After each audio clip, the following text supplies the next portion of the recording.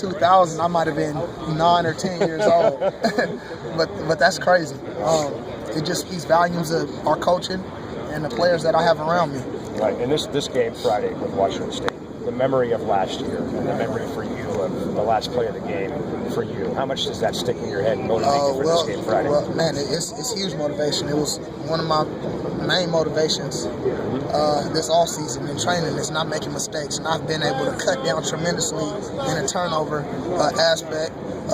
I'm completing around the same percentage and around the same amount of yards I did my sophomore year. Yep. So I'm pretty much having the same exact season, minus the touchdowns. But it's the volumes of the guys around me. I think our offensive line is doing a great job. And I think Bishop is running the ball well and opening our passing game up even more. But it's been an honor. How's the shoulder? How do you feel right now? I'm getting better. I'm definitely getting better. I've been doing a little bit more each day. So it's just a day-to-day process. It was a serious injury. Any type of injury to anything on your throwing arm is going to be huge. So I'm just taking care of it as best as I can. Do you expect, as of now, to start and play in this game Friday? I expect to start every game. Yeah. How disappointing would it be if you couldn't play in this one? Very disappointing.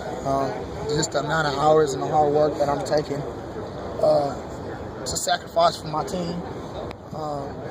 And you just feel useless when you're on the sideline and, it's nothing you can really do, especially when you're losing.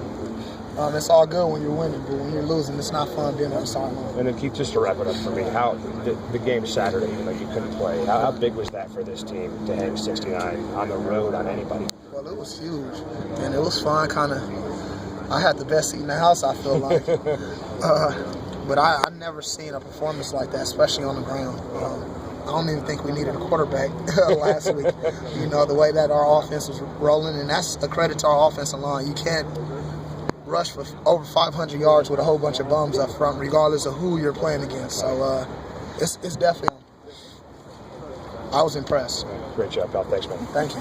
Hey, Keith, when you're seeing a game like that on the sideline, does that get you even more jazzed up to try to get in that game? Because you're like, man, I can get the glory too. I can hand off to these guys as anybody else.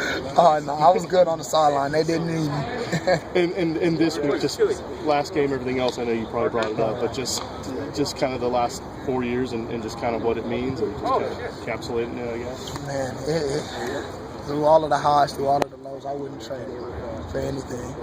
I was actually watching the game last night with RG, and it seemed like he's going through the same thing I was going through last year.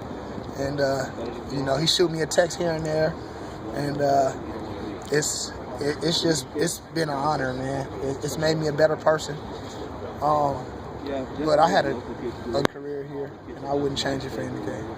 Would there be would there be a sense of disappointment if you can't play your last game? Definitely. Like I said, I prepared to start. I practice to start. Everything I do is I feel that I'll start. So anything less than that is definitely disappointing. What do you have to show to be